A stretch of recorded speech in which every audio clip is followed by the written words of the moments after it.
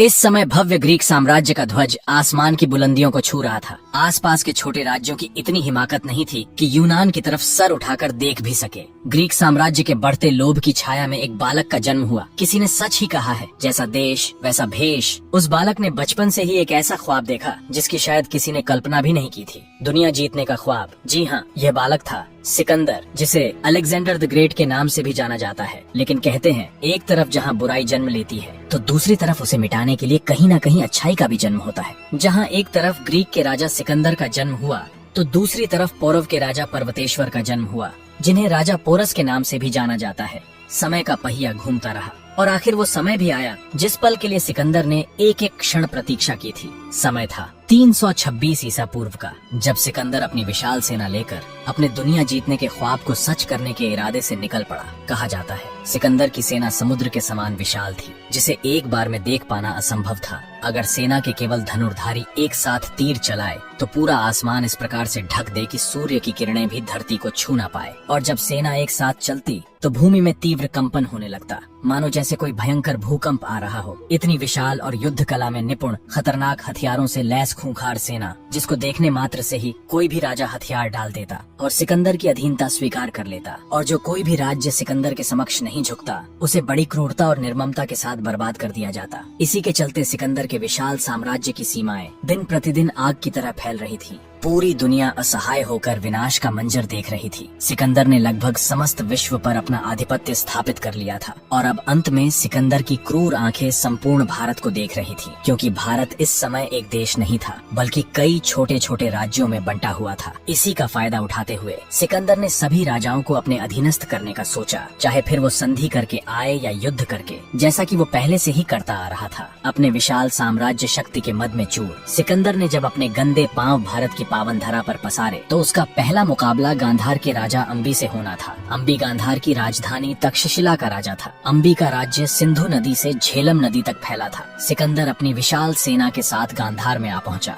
सिकंदर ने अंबी को ये फरमान भेजा कि या तो वह उसकी अधीनता स्वीकार कर ले, अन्यथा युद्ध के लिए तैयार हो जाए। अब चाहे तो इसे कायरतापूर्ण कहें या अपनी प्रजा हित के लिए विवशतापूर्ण। इतनी विशाल और खतरनाक हथियारों से लेस खूंखार रक्त प्यासी सेना को देख राजा अंबी ने सिकंदर की अधीनता स्वीकार कर ली और बेशकीमती उपहार देकर सिकंदर का स्वागत किया। हालांकि सिकंदर भी एक लोमड़ी के जैसा चालाक शासक था। उसको भली भांति ज्ञात था कि आगे उसका सामना किससे होने वाला है, वो जो अपनी मिट्टी के लिए हंसते हंसते लाखों कुर्बानियां दे देगा, किंतु उसकी अधीनता कभी स्वीकार नहीं करेगा। उसके साम्राज्य को केवल पराजित कर ही उसे अपने साथ मिलाया जा सकता था। सिकंदर के पास तो वैसे भी अपार धन संपदा थी, कुछ नहीं था तो बस तृप्ति। यही सब सोच विचार कर सिकंदर ने भेंट स्वरूप राजा अंबी के सभी उपहार दोगुने कर लौटा दिए और राजा अंबी को आगे बढ़ने के लिए और सेना देने का आदेश दिया। राजा अंबी को यह भली भांति ज्ञात था कि सिकंदर को अब जहाँ जाना था। सिकंदर के भारत विजय के स्वप्न में जो सबसे बड़ी बाधा बनकर खड़ा था वो था पौरव राज्य। इस समय पौरव का राजा पर्वतेश्वर था, जो कि अंबी का सबसे बड़ा शत्रु भी था। पर्वतेश्वर को राजा पोरस के नाम से जाना जाता है। अंबी भी यही चाहता था कि वो राजा पोरस और उनके राज्य को सिकंदर के कदमों तले कुचलता देखे। इसलिए राजा अंबी खुशी खुशी सिकंदर का साथ देने के लिए तैयार हो गया और उसे अपने सबसे कुशल 5000 सैनिक दे दिए। तत्पश्चात सिकंदर अपनी सेना लेकर पौरव राज्य की ओर बढ़ने लगा। लेकिन पौरव राज्य में घुस पाना इतना आसान नहीं था। पौरव में घुसने के लिए सिकंदर को अपनी विशाल सेना के साथ झेलम नदी को पार करना था। सिकंदर को सम्राट पोरस की वीरता और पराक्रम के बारे में भली भांति ज्ञात था। इसका अंदाजा आप इस बात से लगा सकते हैं कि इतनी विशाल सेना होने के बावजूद भी सिकंदर के पैर पौरव राज्य की ओर बढ़ते हुए लड़खड़ा रहे थे। वो जानता था, जिसे उसने विजय करने का ख्वाब देखा है, वहाँ उसे हार का स्वाद चखना पड़ सकता है। और ऐसा सोचे भी क्यों ना,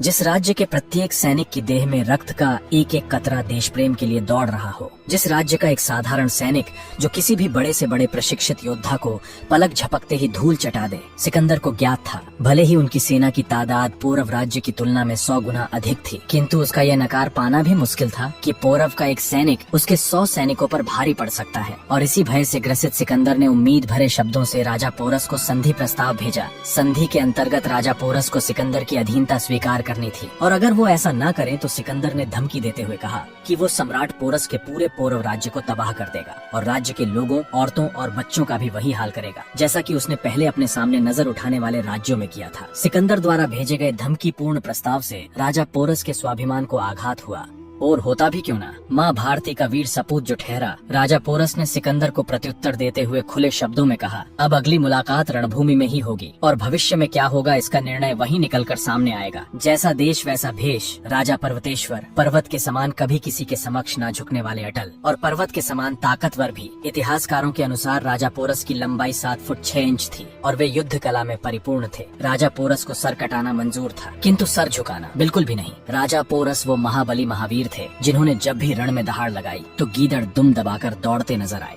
इस प्रकार आत्मसम्मान को सर्वोपरि रखते हुए राजा पोरस सिकंदर के गीदड़ भभकी भरे संधि प्रस्ताव को ठुकराते हुए किंचित भी नहीं हिचकिचाए। हालांकि सिकंदर की सेना पोरस की सेना से तादाद में 100 गुना बड़ी थी और सिकंदर के सर पर तो वैसे भी विश्व विजय का भूत सवार था, अतएव उसके पास युद्ध के अलावा और कोई विकल्प शेष नहीं था। तो चालाक सिकंदर योजना बनाने लगा कि आखिर राजा पोरस को कैसे पराजित किया जा सकता है, क्योंकि अगर सिकंदर सीधे तरीके से युद्ध करता तो उसे झेलम नदी पार करनी पड़ती और नदी के उस पार राजा पोरस की सेना उसके इंतजार में पहले से तैनात थी। सिकंदर को यह भली भांति ज्ञात था कि अगर उसकी सेना ने नदी पार करने की कोशिश भी की तो पौरव की सेना पलक झपकते ही उनकी विशाल सेना की जल समाधि बना देगी। इस सब पर विचार कर युक्ति लगाते हुए सिकंदर ने राजा पोरस की सेना को ऐसा दिखाने की कोशिश की जैसे वो नदी पार करने की कोशिश में है, किंतु उन्हें नदी पार करने के लिए कोई मार्ग नहीं मिल रहा है। सिकंदर अपनी कुछ सैनिकी टुकड़ियों के साथ झेलम नदी के दूसरे किनारे पर खड़ा पोरस की सेना को भ्रमित कर रहा था, तो वहीं दूसरी ओर 17 मील दूर सिकंदर की विशाल सेना उसके कमांडर की अगुवाई में नदी पार कर रही थी। कुछ ही दिनों में हजारों सैनिकों और घुड़सवारों ने नदी पार कर डाली, लेकिन इन सब से अनजान पोरस की सेना को अभी भी ऐसा लग रहा था जैसे सिकंदर को अभी तक नदी को पार करने का मार्ग नहीं मिला। लेकिन सत्य तो यह था कि काल उनके बिल्कुल निकट आ पहुंचा था। रात्रि के समय राजा पोरस की सेना इस भ्रम में निश्चिंत होकर बैठी थी कि सिकंदर अभी भी हाथ पर हाथ धरे बैठा है। सिकंदर की कूटनीति से अनजान पौरव के कुछ सैनिक विश्राम करने में, तो वहीं कुछ सैनिक एक दूसरे के साथ वार्तालाप में व्यस्त थे। सिकंदर की विशाल सेना आकस्मिक रूप से पोरस की सेना पर टूट पड़ी। आक्रमण इतने भयानक रूप से हुआ कि किसी को कुछ पता न चला। निहत्थे सैनिकों को तलवारों, बर्छों, भालों कटारों से बिंध दिया गया और आक्रमणकारियों द्वारा छोड़े गए जलते हुए तीर गहरी नींद में सोए सैनिकों की छाती को चीरते हुए निकल गए। चारों ओर तबाही और विनाश का मंजर था, मानो सेना के तंबुओं में लगी दैत्य रूपी आग एक के बाद पूरी सेना को निगलते जा रही हो। लेकिन पौरव के राज्य के गौरव को अभी भी घुटने टेकना मंजूर नहीं था।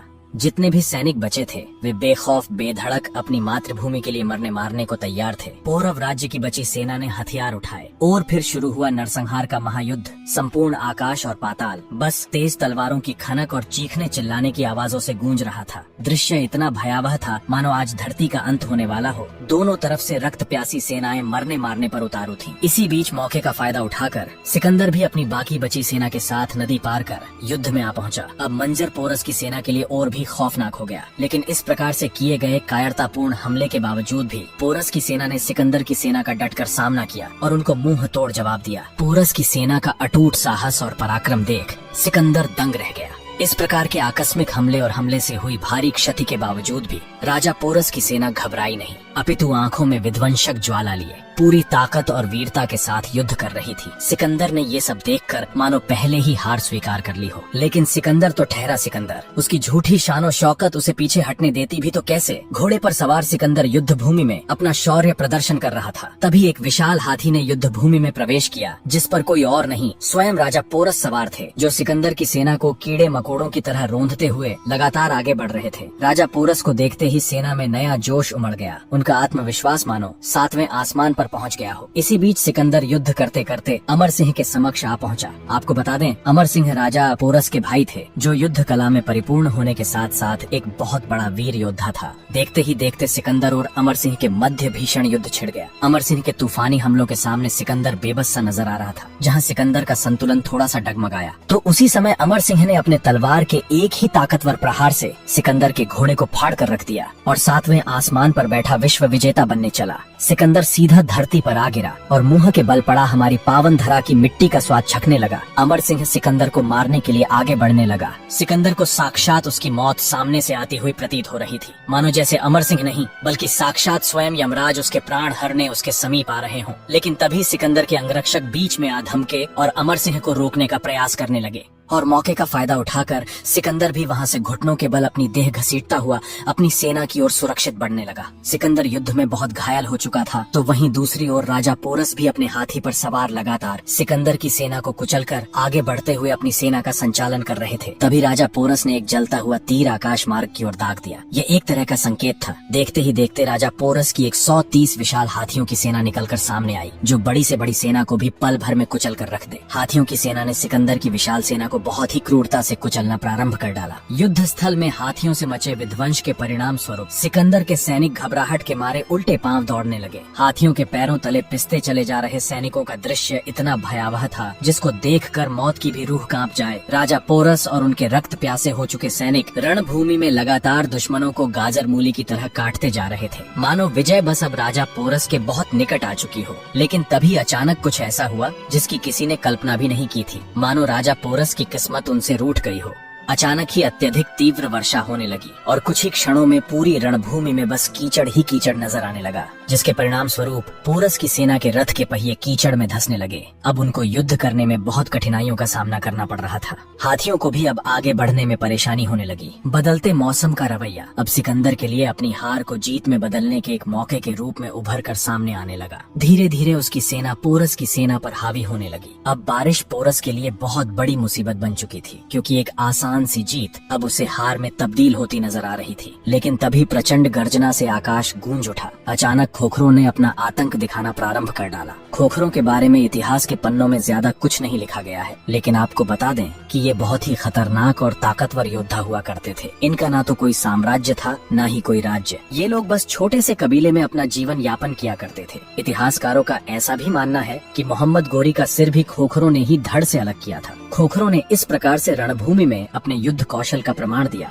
कि सिकंदर की सेना फिर युद्ध में पिछड़ने लगी और एक बार फिर पोरस की सेना सिकंदर की सेना पर हावी हो चली थी। युद्ध बहुत ही भयावह और विनाशकारी हो चुका था। दोनों ही राजाओं को सैन्य बल और आर्थिक रूप से बहुत क्षति पहुंच रही थी। इधर सिकंदर के सर पर विश्व विजय का भूत सवार था, तो वहीं दूसरी तरफ राजा पोरस भी पर्वत के समान अटल खड़ा झुकने को तैयार न था। लेकिन अब वो समय आ चुका था जब दोनों ही राजाओं को आपस में विचार विमर्श करना आवश्यक हो चुका था कि आखिर अब क्या किया जाए। इस युद्ध के परिणाम को लेकर इतिहासकारों के अलग अलग मतभेद मिलते हैं। कुछ भारतीय इतिहासकार बताते हैं कि इस युद्ध में पोरस विजय हुए थे, तो वहीं कुछ इतिहासकारों का मानना है कि ये एक अनिर्णायक युद्ध साबित हुआ था। इस युद्ध में न तो पोरस विजय हुए और न ही सिकंदर, बल्कि दोनों को ही युद्ध के हालात को मध्य नजर रखते हुए संधि करके युद्ध को रोकना पड़ा था। तो वहीं दूसरी ओर ग्रीक के इतिहासकार बताते हैं कि इस युद्ध में सिकंदर विजय हुए थे। ग्रीक इतिहासकारों का मत है कि इस युद्ध में सिकंदर की विजय हुई, इसीलिए ही तो वो पूर्व राज्य से आगे बढ़ पाया था। अगर हार जाते तो आगे कैसे बढ़ते? लेकिन ऐसा तो संधि के तहत होना भी मुमकिन है।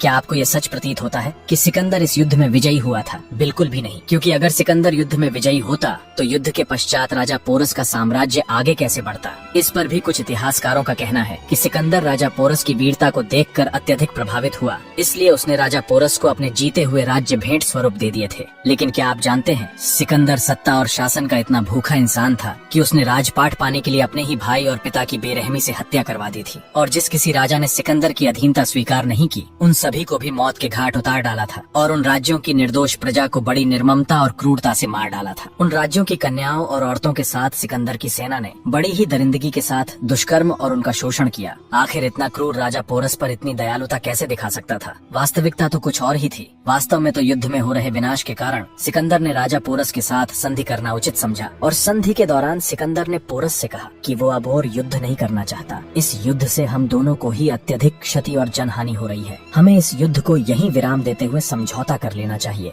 और इस समझौते में सिकंदर ने राजा पोरस से आगे बढ़ने की अनुमति मांगी और बदले में राजा पोरस को अपने कई जीते हुए राज्य भरपाई के तौर पर दे दिए, जो राजा पोरस के राज्य की सीमा के साथ लगते थे। राजा पोरस को भी बेगुनाहों की जान जाने के बदले ये प्रस्ताव उचित लगा, क्योंकि पहले ही यह विनाशकारी युद्ध उनके बहुत सारे वीरों को निगल चुका था और आर्थिक नुकसान भी अत्यधिक झेलना पड़ रहा था। इसलिए राजा पोरस ने भी इस समझौते को स्वीकार कर लिया। सिकंदर ने जितना सोचा था, पौरव राज्य से युद्ध में उसे उससे भी कहीं ज्यादा नुकसान उठाना पड़ा था। प्राण जाते जाते बचे सो अलग, लेकिन इतनी हानि होने के बावजूद भी सिकंदर के पास अभी इतनी विशाल सेना शेष बची थी कि वो आगे बढ़कर अपने विश्व विजय की तृष्णा शांत कर सके। लेकिन ये तो सिकंदर का महज एक छोटा सा स्वागत था। अभी तो सिकंदर का सामना उससे होने वाला था जिसके बारे में सिकंदर ने शायद अपने सपने में भी कभी नहीं सोचा होगा, जिसके सामने सिकंदर की सारी चालाकियां धरी की धरी रहने वाली थी। क्या चाणक्य बदले बदलेंगे सिकंदर का मुकद्दर। विस्तार से जानेंगे अगले भाग में।